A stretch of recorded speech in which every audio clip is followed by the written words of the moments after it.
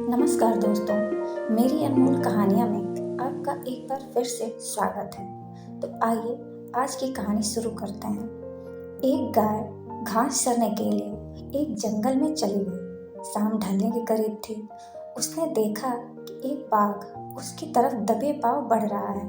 वह डर के मारे इधर उधर भागने लगी। वह बाघ भी उसके पीछे दौड़ने लगा। दौड़ते हुए गाय के सामने एक तालाब दिखाई दिया। घबराई हुई गाय उस तालाब के अंदर घुस गई। जब बाघ भी उसका पीछा करते हुए तालाब के अंदर घुस गया, तब उन्होंने देखा कि वह तालाब बहुत गहरा नहीं था। उसमें पानी कम था और वह कीचड़ से भरा हुआ था। उन दोनों के बीच की दूरी काफी कम थी, लेकिन अब वह कुछ नहीं कर सक पा रहे थे। वह गाय उस कीचड़ के अंदर धीरे धीरे धंसने लगी। वह बाघ भी उसके पास होते हुए भी उसे पकड़ नहीं सका। वह भी धीरे धीरे कीचड़ के अंदर धंसने लगा। दोनों ही करीब करीब गले तक कीचड़ के अंदर फंस चुके थे। दोनों हिल भी नहीं पा रहे थे। गाय के करीब होने के बावजूद वह बाघ उसे पकड़ नहीं पा रहा था। थोड़ी देर के बाद गाय ने उस बाघ से पूछा, क्या तुम्हारा कोई गुरु या मालिक है? बाघ ने गुर्राते हुए कहा, मैं तो जंगल का राजा हूँ।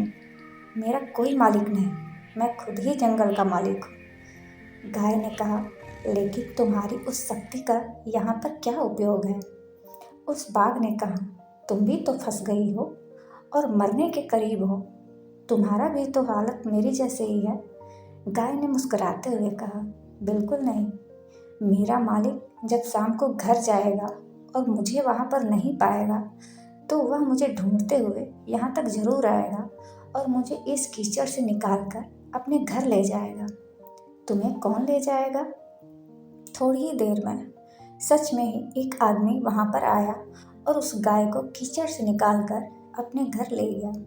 जाते समय गाय और उसका मालिक दोनों एक दूसरे को कृतज्ञतापूर्वक देख रहे थे। वे चाहते हुए भी उस बाघ को कीचड़ से नहीं निकाल सकते थे, क्योंकि उनकी जान के लिए वह खतरा था। गाय समर्पित हृदय का प्रतीक है। बाघ अहंकारी मन और मालिक ईश्वर का प्रतीक है। और यह कीचड़ यह संसार है और यह संघर्ष अस्तित्व की लड़ाई है। तो इसलिए दोस्तों, इससे हमें यह सीख मिलती है कि किसी पर भी निर्भर नहीं होना चाहिए। यह सोचना अच्छी बात है, लेकिन मैं ही सब कुछ हूँ, मुझे किसी से सहयोग की कोई आवश्यकता नहीं, यही अहंकार है और यहीं से विनाश का बीजारोपण होता है। ईश्वर से बड़ा इस दुनिया में कोई सच्चा मित्र नहीं होता, क्योंकि वही अनेक रूपों में हमारी रक्षा करता है। तो दोस्तों, ये थी एक छोटी सी कहानी।